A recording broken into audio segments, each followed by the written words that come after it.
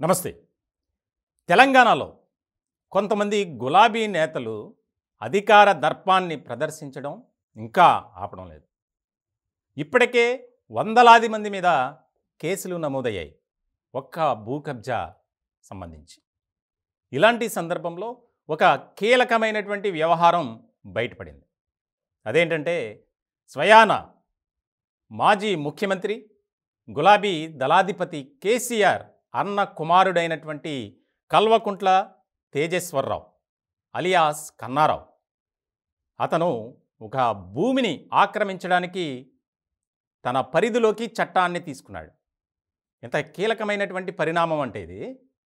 జేసీబీతో ఆ ప్రాంతంలో విచ్చలవిడిగా రెచ్చిపోయి అడ్డొచ్చిన వారిని దాడి చేయటమే కాకుండా ఆ స్థలాన్ని ఆక్రమించుకోవడానికి పక్కా ప్లాన్ చేశాడు. దీనికి సంబంధించి ఇప్పుడు ఇది తెలంగాణ వ్యాప్తంగా హాట్ టాపిక్గా మారింది. ఈ వ్యవహారంలో మొత్తం కన్నారావుతో పాటు 38 మంది అంటే టోటల్గా 39 మందిపై కేసులు నమోదు చేశారు. 5గురిని మాత్రం అదుపులో తీసుకున్నారు.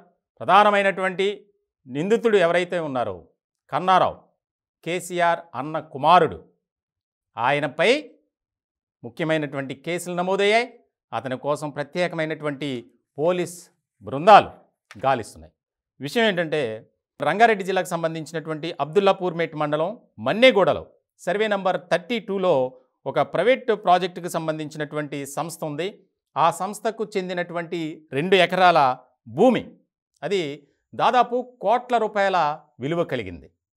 ఇలాంటి సందర్భంలో ఆ భూమిపై కన్నేసినటువంటి ఈ కన్నారావు తన అనుచరులతో ఈ నెల 3వ తేదీన ఆ ప్రాంతానికి జేసీబీతో వెళ్ళటమే కాకుండా అక్కడ ఉన్నటువంటి ఫెన్సింగ్, అలాగే ఆ స్థలానికి చుట్టూ ప్రహారీ గోడ నిర్మించారు సెక్యూరిటీ పర్పస్.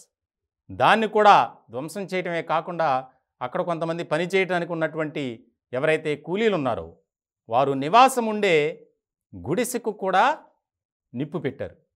అంటే చూడండి, వీరి ఆగడాలు ఏ స్థాయిలో ఉన్నాయనేది మనం స్పష్టంగా అర్థం చేసుకోవచ్చు. దీనికి సంబంధించి అక్కడ ఉన్నటువంటి దాదాపు 10 మంది వరకు ఈ యొక్క దుండగుల చేతిలో కన్నారావు అండ్ టీం చావు దెబ్బలు తిన్నారు. వారు ఇప్పటికి కూడా హాస్పిటల్లోనే ఉన్నారు. ఇలాంటి సందర్భంలో ఆ ప్రాజెక్టు, ఆ ల్యాండ్కి సంబంధించినటువంటి యజమాని యొక్క మేనేజర్ ఎవరైతే ఉన్నారో అతను పోలీసులను ఆశ్రయించాడు. ఇప్పుడు పోలీసులు కేసు నమోదు చేశారు. మొత్తం వారి మీద 447, అలాగే 427, 436, 148, 149, అలాగే అటెంప్ట్ టు మర్డర్ ఆ కేసు కూడా నమోదైంది. చాలా కీలకమైనటువంటి వ్యవహారంగా మారింది. తెలంగాణలో ప్రజలు బుద్ధి చెప్పారు గులాబీ పార్టీకి, అయినా కూడా బుద్ధి రాల.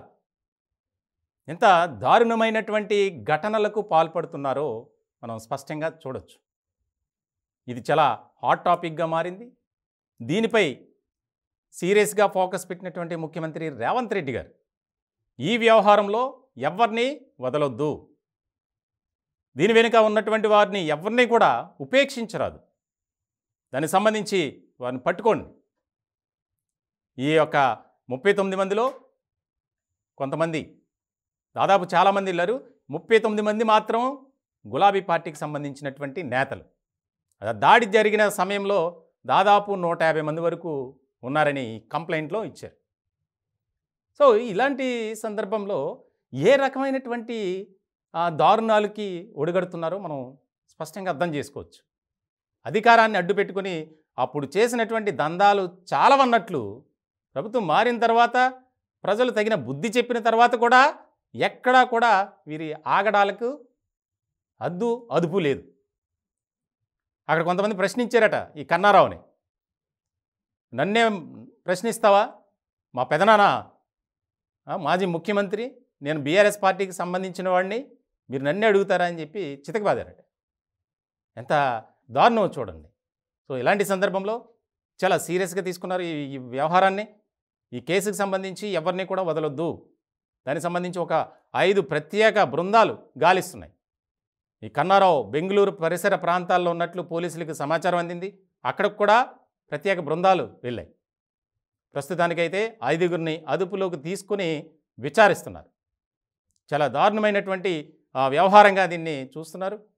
ముఖ్యంగా అంటే ప్రభుత్వ భూములు కానీ, ప్రైవేటు భూములు కానీ ఎవరైనా సరే ఖాళీగా జాగా అనేది కనిపిస్తే జాగిలాల్లా వాలిపోవటం, ఇష్టం వచ్చినట్లు వ్యవహరించడం, అధికారాన్ని అడ్డుపెట్టుకొని అధికార దర్పాన్ని ప్రదర్శిస్తూ అడ్డగోలుగా అక్రమాలకు పాల్పడటం, ఇది గులాబీ పార్టీలో ఉన్నటువంటి కొంతమంది చేసినటువంటి పనులు.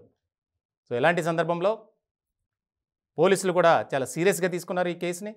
త్వరలోనే ఎట్లయినా అందరినీ మేము పట్టుకుంటాం, వారిపై ఏదైతే సెక్షన్స్ కింద కేసులు నమోదు చేశామో దానికి తగినట్లుగానే చర్యలు ఉంటాయి అని చెప్పి చెబుతున్నారు.